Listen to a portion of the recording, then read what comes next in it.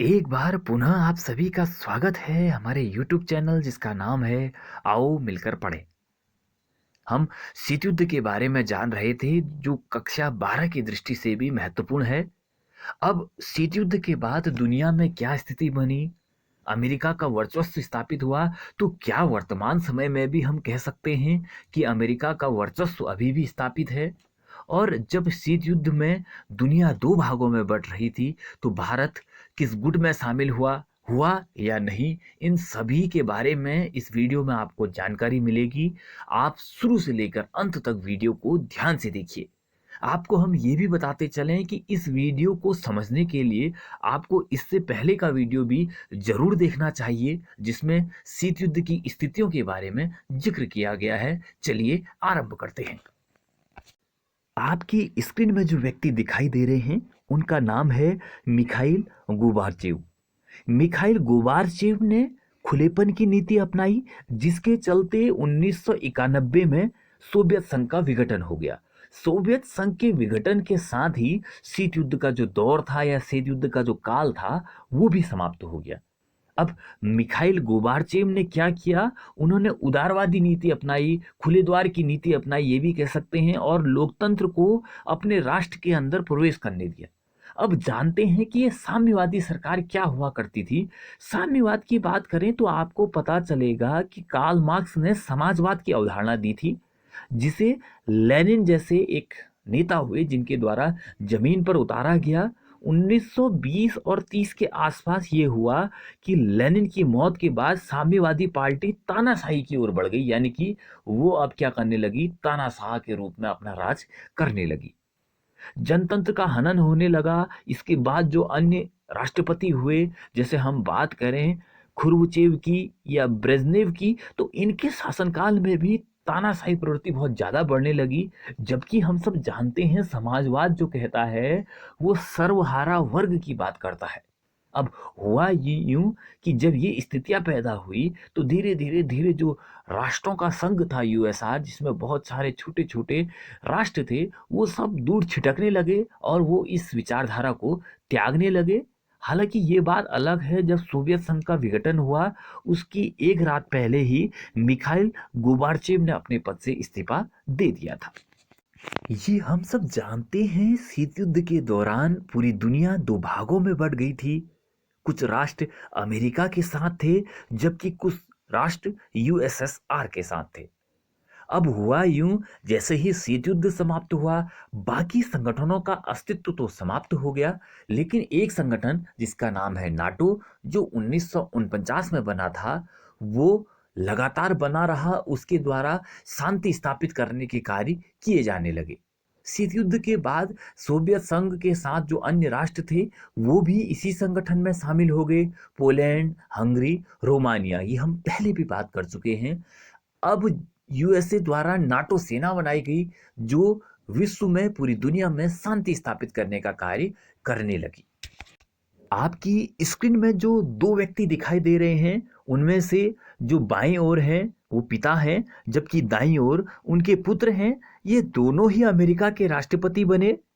1991 में George H.W. Bush राष्ट्रपति के पद पर बैठे। इसके साथ ही अमेरिका का पूरी दुनिया में प्रभुत्व कायम होने लगा, क्योंकि हम सब जानते हैं 1991 के खाड़ी युद्ध में यूएसए, जिसका नाम है अमेरिका, और यूएसएसआर, जिसे हम कहते हैं सोवियत संघ, दोनों एक साथ आ गए और सोवियत संघ का विघटन हो गया। इसके चलते ही अमेरिका का प्रभुत्व स्थापित हो गया। अब हम बात करते हैं कि अमेरिका का वर्चस्व रहा, इसके क्या उदाहरण हैं और किस आधार पर हम कह सकते हैं कि अमेरिका का वर्चस्व अब नहीं है, या विभिन्न संगठनों के बनने के बाद अमेरिका का वर्चस्व कहीं ना कहीं कम हो गया। बात की जाए वर्चस्व की, तो वर्चस्व शब्द जो है दोस्तों वो यूनान से लिया गया है जिसका अर्थ होता है दूसरों को प्रभावित करना। अब अमेरिका के वर्चस्व की हम बात कर रहे थे, उस पे आते हैं। हुआ यूं कि अमेरिका द्वारा अनेक सैनिक कार्रवाइयां की गई। अब जो सैनिक कार्रवाइयां की गई वो लगातार अन्य राष्ट्रों के समर्थन के साथ की गई। या अमेरिका की जो मर्जी आई वो करते रहा, क्योंकि वर्चस्व का अर्थ हम पहले ही कह रहे हैं कि अन्य राष्ट्रों को प्रभावित करना अपने कार्यों से। यदि अन्य कोई राष्ट्र उसके किए गए कार्यों का विरोध करता है तो इससे ये सिद्ध होगा कि अमेरिका का वर्चस्व पूरी तरह से, या यूं कहें तानाशाही वर्चस्व नहीं है। बात करें अमेरिका द्वारा की गई सैनिक कार्रवाइयों की, तो सबसे मुख्य जो घटना है ये कक्षा 12 की दृष्टि से भी महत्वपूर्ण है। हर बार यहाँ से एग्जाम में पूछा जाता है कि ऑपरेशन एंड्यूरिंग फ्रीडम क्या है। ऑपरेशन एंड्यूरिंग फ्रीडम के बारे में बात करें उससे पहले ये जान लेते हैं कि ये ऑपरेशन चलाया क्यों गया। 11 सितंबर 2001 को अमेरिका के दो शहर न्यूयॉर्क और वॉशिंगटन पर आतंकवादी हमला हुआ। इस आतंकवादी हमले की जिम्मेदारी अलकायदा ने ली। उस टाइम पे अलकायदा का जो प्रमुख था उसका नाम है ओसामा बिन लादेन, और उसका जवाई था मुल्ला उमर। मुल्ला उमर जो था वो तालिबान का नेता था। तालिबान भी एक आतंकवादी संगठन था। तालिबान ने अफगानिस्तान पर कब्जा किया हुआ था, या तालिबान की वहां सरकार थी। अमेरिका में हुआ ये कि 3 विमानों को हाईजैक कर लिया गया आतंकवादियों द्वारा। उन विमानों को उनकी मुख्य इमारतें, जिसमें वर्ल्ड ट्रेड सेंटर में टकराया गया, जहां अनेक लोगों की मौत हुई। उसके बाद दूसरी जो विमान था उसे पेंटागन में टकराया गया। जबकि जो तीसरा विमान था जिसे आतंकवादियों ने इसलिए हाईजैक किया था कि वो उसे अमेरिकी कांग्रेस पर जाकर टकराएंगे, लेकिन किसी कारणवश नहीं टकरा पाए, वो खेत में जाकर गिर पड़ा। अब अमेरिका ने इसके एवज में या इसके जवाब में जो कार्रवाई की उसे ही कहते हैं ऑपरेशन एंड्यूरिंग फ्रीडम। 10 देशों की सेना लेकर अफगानिस्तान पर हमला कर दिया गया और वहां से तालिबान का खात्मा कर दिया गया। हालांकि ये बात पर भी विवाद है, अभी भी अफगानिस्तान में तालिबान का अपना संगठन है, कहीं ना कहीं वो अभी भी जिंदा हैं, और साथ ही साथ अमेरिका के लिए अफगानिस्तान सिरदर्द बन गया है। वो अभी भी वहां से पूरी तरह से अपनी सेनाएं नहीं हटा चुका है, या वहां पूरी तरह से शांति स्थापित नहीं कर पाया है। अमेरिका ने अफगान में हामिद करजई की सरकार बना दी। अब जो दो आतंकवादी थे ये भी बताते चलें, जो ओसामा बिन लादेन और उसका जवाई मुल्ला उमर था, वो पाकिस्तान भाग गए।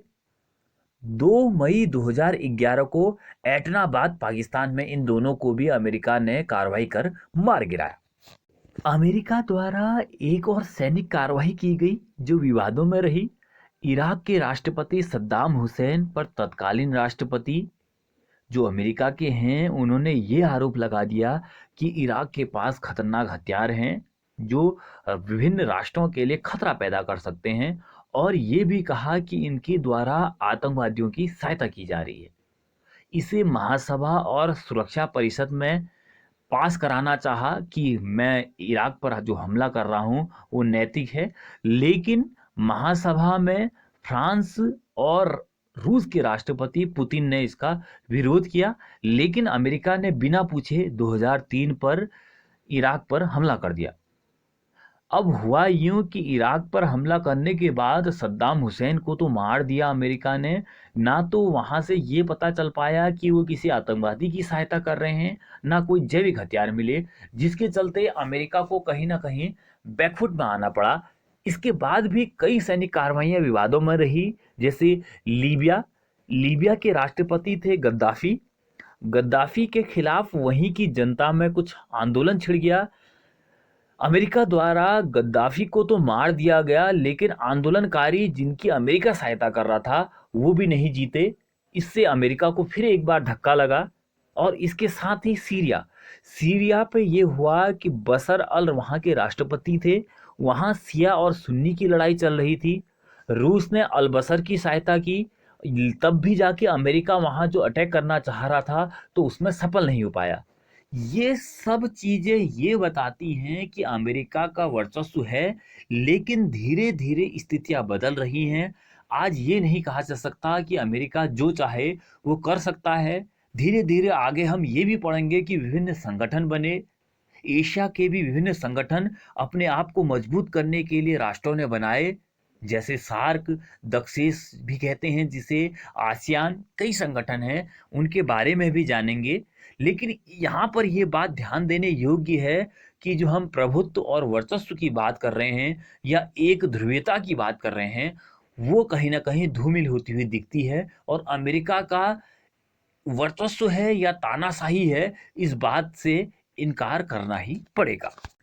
आइए अब बात करते हैं एक और टॉपिक पर, जिसका नाम है गुट निरपेक्षता।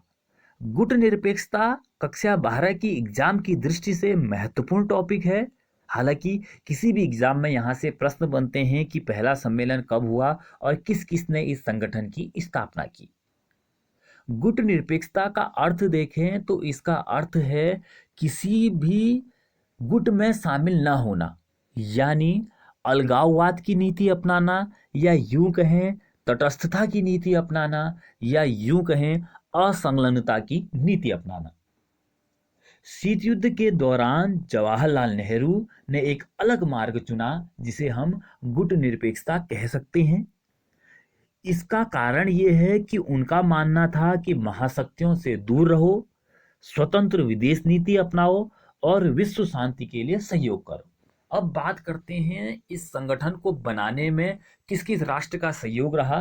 तो वर्मा के राष्ट्रपति ऊनो, सिलोन के प्रधानमंत्री भंडार नाइके, सिलोन जिसे वर्तमान में श्रीलंका कहा जाता है, ये भी बताते चलें 1972 के बाद श्रीलंका शब्द का जन्म हुआ। इंडोनेशिया के राष्ट्रपति सुकर्णो, यूगोस्लाविया के राष्ट्रपति टीटो और मिस्र के राष्ट्रपति नासिर, इन लोगों ने मिलकर एक संगठन बनाया, कहा कि हम किसी भी गुट में शामिल नहीं होंगे। अब ये संगठन आगे कैसे बढ़ा? अप्रैल 1955 में बांडुंग सम्मेलन हुआ। ये बांडुंग सम्मेलन कक्षा 12 के लिए महत्वपूर्ण है।